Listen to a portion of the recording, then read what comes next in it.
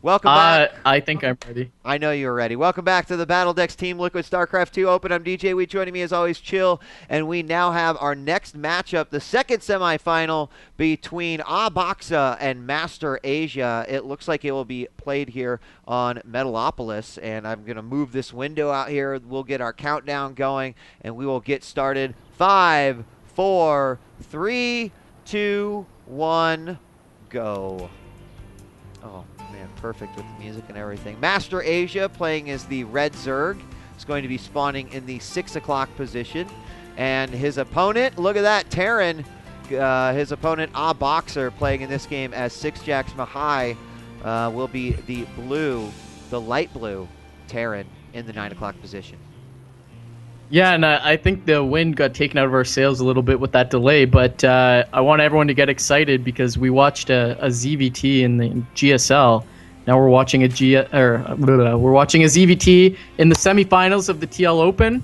I'm really excited to see what happens if these guys follow suit with the Korean styles, if there's crazy bunker rushing and banelings galore. It's always exciting to see ZVT, one of my most exciting matchups, I think. And it is crazy to see a difference in the styles, you know? I mean, we haven't seen a lot of that. We haven't seen a lot of those styles really make their way over. I think some players have really done a great job sort of incorporating it in. But other players continuing to stick with the styles that sort of have put them on the map since beta. And that's cool. We got our barracks going down over here for AhhBoxxah. And taking a quick look at the APM AhhBoxxah up there. Wow, at 311 average. His opponent, the Zerg, at 191. MasterAsia. Again, he's a top 200 player on the US BattleNet server. And it looks like we are going to go. Another thing that's interesting is the whole concept of 14-15 hatch is not safe anymore because of the things that the Terran can do, some of the pressure that they can put on. But that hasn't seemed to be entirely the case on the US server. And we're seeing that right here as the 15 hatch is put down before pool, and the pool is going down right this moment. And you know, that's one thing I'm not sure I agree with Artosis on. We saw this kind of happen in Brood War, where players felt, oh, I'll just get bunker rushed if I expand, so I have to 9 pool as Zerg. And what happened was Terran kind of adapted to that, just played defensively, expanded off one barracks, and then got a huge economic lead. So I think Zergs are going to have to find themselves just dealing with drones against the aggressive SCVs in ZVP and put that hatch down first. What I like about MasterAsia, look how careful he's being with his overlords. He scouted top right, and then he didn't even bother to scout top left with his overlord, because it would put his overlord in a vulnerable position against Marines. Just going to leave the second one by his hatchery to check for any sort of SCV shenanigans. Going to put his first one in the middle, and that just makes sure that he doesn't lose it and then lose the entire game to any sort of subsequent Marine pressure. We can see here that AhhBoxxah has no intentions of doing that, putting down the reactor on the barracks and putting the factory down. So it's going to be 2 Hellions, probably followed by a fast expansion, but you never know with Terrans. So many options after getting those first 2 Hellions out. And I'm not sure if this was just a way to bait his opponent. There was a Marine trying to march across, and there was a bunker put down here, quickly stopped by 6 drones, who then just transferred over to the expansion, finished off by the Zerglings, and really well handled by MasterAsia right there. And unfortunately, with those cross positions, that's not really anything that's going to work out too well here on this map. So we do have the first Hellion going out, and of course reactor is down, but nothing coming out of that barracks. Command center is going to go down. So a few Zerglings going to poke in here, find out what's going on. But yeah, this is a safe move here. He'll have the units. We got the Hellion out. It will get one shot there on the Zerglings. Going to get a second one. We'll fry that one and try to get... Yeah, there goes another one. Almost gets one single Zergling in. He would have gotten stopped by that Marine back there. But on the switch, the production switch there, the factory almost got down a little bit too late. Yeah, I like how these guys are reacting to each other. That bunker rush was kind of a game of chicken. Are you going to pull drones to deal with it? Now the Hellion running right by the Queen, taking a little bit of damage, going to run into the drones, but only one Hellion should be able to be dealt with by drones, and the Queen not taking too much damage. 3 kills on that Hellion, but 2 of them, of course, Zerglings. So as I was saying, the bunker rush, just really a game of chicken. Are you going to pull drones to deal with this?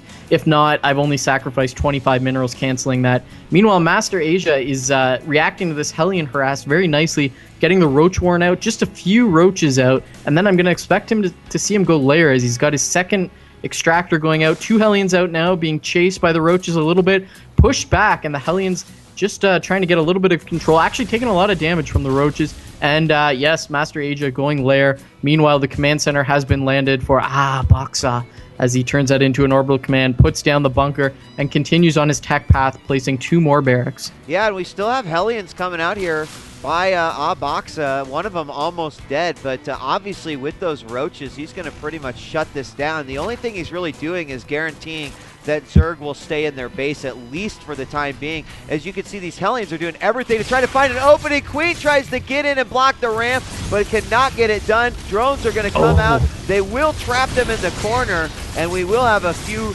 tasty roasted drones there. Actually, looking at the income tab, down to actually still in the lead. 28-34, although let me bring it up a second time. Sometimes it doesn't refresh right away. But it looks like he still remains ahead in the drone count. So, you know, he manages to get in there, but not really doing that much damage. Now we've got Roaches heading out here, want to apply some pressure. They may just stop here at the Xel'Naga Tower, but he'll continue to create those units. We've also got Zergling Speed on the way, and then a whole lot going on here for the Terran. We got +1 weapons and siege mode going down, along with the creation of more Marines and, of course, everything else. And after those Hellions got killed, I was thinking in my head, MasterAsia, you should expand. You know, there's not going to be pressure for a little while. Terran really can't harass too well with just few units. They like to build up a beefy army and attack like that. And then his minerals suddenly dropped to from 500 to 0. And I was thinking, where did all those go? I brought up the production tab. 13 drones were in production. So if we bring up the income tab, look at the harvesters. 47 for MasterAsia, only 38 for AhhBoxxah, as he goes to take the MasterAsia goes to take the gold base, getting the Spire up now. And I really, really like this play. This is how Zergs need to play against Terran, really risking it all to get so many drones out, and then at the last second making units, still making more drones. He's up to 49 drones. Jesus, with that Spire just about finished, he's got enough supply for a few mutas to give him control. He really needs to just get Banelings and mutas out to deal with this little Marine push, and then just continue the drone harass and move into a late game, and that's when Zerg really shines against Terran. Wow, there's a big mistake right there by AhhBoxxah. He actually took out the vision from the Zerg player, but he didn't look at the Xel'Naga Tower. He could have seen a couple of units that were straggling right over here. They're now going to move out. I feel like he probably should have at least checked that gold, as that Baneling nest is already done, so these Lings will easily transform into Banelings. If he could have caught them off right there, that would have been awesome. But wisely, we did see AhhBoxxah moving all of his Marines back to home base. And this is obviously a heavy Marine style. He does have siege tanks. We got a couple of medevacs on the way, and Stim is going to finish right here with 5 Marines at a time being added here to the mix from the assortment of barracks. He's going to put vision up there again. Still not go ahead and look, but this time it does look like he is going to make his way into the gold base. He doesn't see the creep as of yet, but now he'll see it. He stims up. He's going to try to take out this hatchery right away. Banelings are being morphed, but not yet done. Oh my God, Mutalisk just absolutely melting to these Marines. And a good spread by AhhBoxxah, as these non-speed Banelings are not doing a whole lot of damage yet. Great micro there by AhhBoxxah. Might be able to finish this off.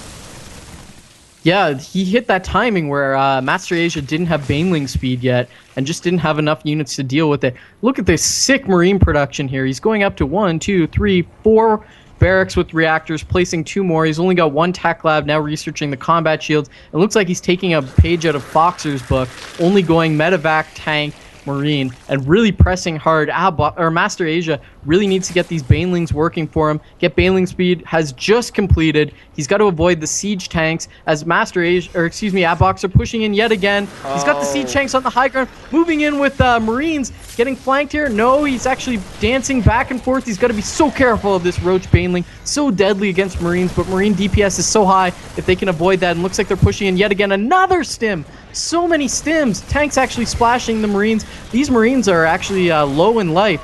Zerg flanking around for a nice flank with Banelings. Oh my God! moving and killing so many Marines. The Marines getting taken out.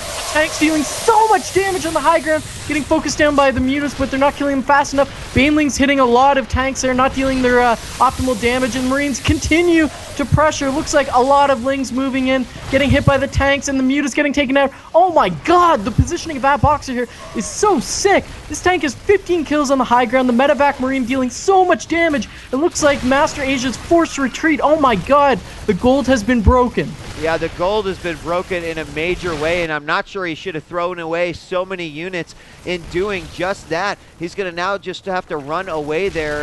The Zerglings are going to have to run away, but that tank on the Xel'Naga Tower platform is just so great if your opponent is indeed going to take that gold. He can now just sit up there. He's got enough medevacs out now that he's got these guys full up, and it looks like he is going to transport as it's called, the Octo drop. And oh, nice. He drops it over on the other Xel'Naga Tower to get vision. Also going to take out one of these Overlords that will put his opponent just at about supply cap. And as you can see by the army tab, it is 110 to 71 food right now. So MasterAsia having a hard time dealing with this. If his Baneling Sping would have been done just a few moments quicker, I think that those battles could have gone a little bit differently. He had the right idea coming from behind with those Banelings, but with those siege tanks on the high ground, that was just too devastating of a defense. You can see now the Marines are about up to their original numbers. We've got Marines in dropships as well, so he could essentially push here as well as drop in the main base, and let's find out what'll happen.